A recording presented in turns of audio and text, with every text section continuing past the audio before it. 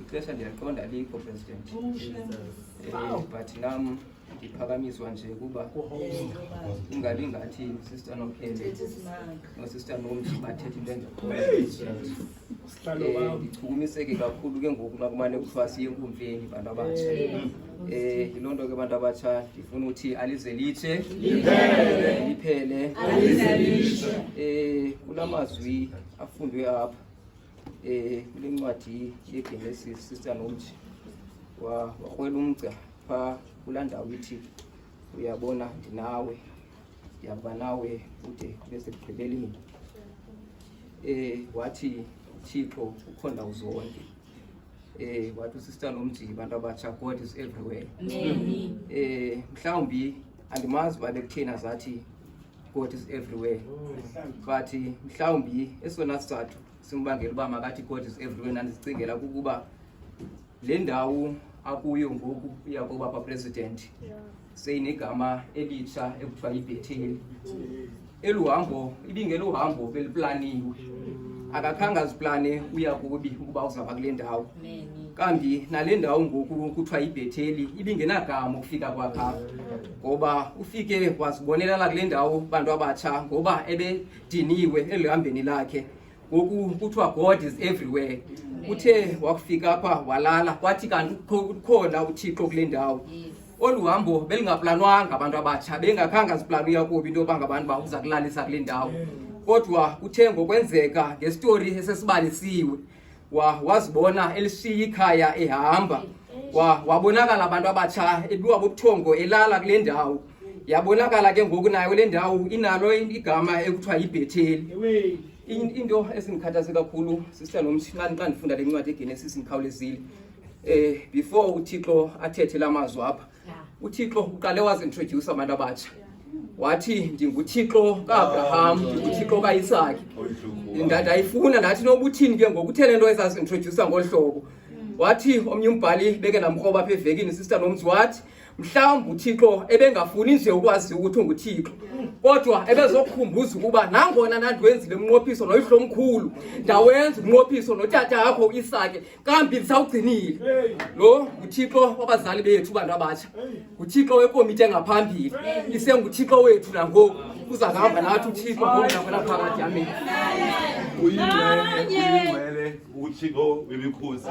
Jeremiah 27 eyokhala neyokugqibela.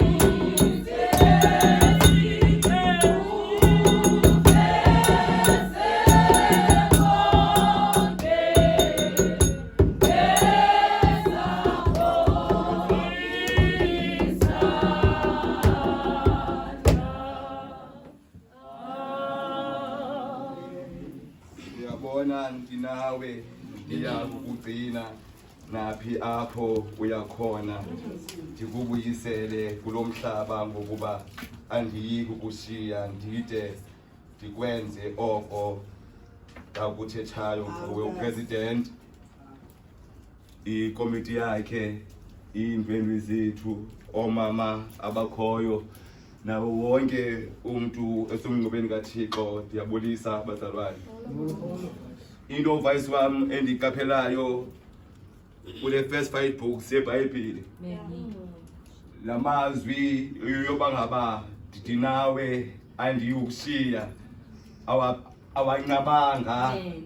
Kunjalo nje ndiyacinga uba akho kuzo zonke iincwadi ezibhalwa nguMoses, kodwa eyona nto endichungumise phantsi yintoba ngaba uYehova uThixo uhlezi ehamba nathi, kodwa thina sibabelwe president noba singene bunzimeni kuba sihamba nomgobhozi. uThixo akathi kazama naye asizudibana nezinto ezimbi, kodwa xa sidibana nezinto ezimbi sihamba nomgobhozi ohlele esixelele intoba ngaba uyabona ndinawe andiyukuyekela, andiyikushiya. Eyona nto efuneke siyenzile noba sidibana nobunzima, kuba ubunzima benzekela thina, kuyanyanzeleka singene unjimeni sizo-understanda la mazwi oba ngaba ndinawe andiyukushiyekela, andiyukushiya. uThixo akamshiyi umntu wakhe, uhamba naye bazalwane. Eyona nto susuka kuThixo ngenxa usingobunzima, hamba noThixo. Oyike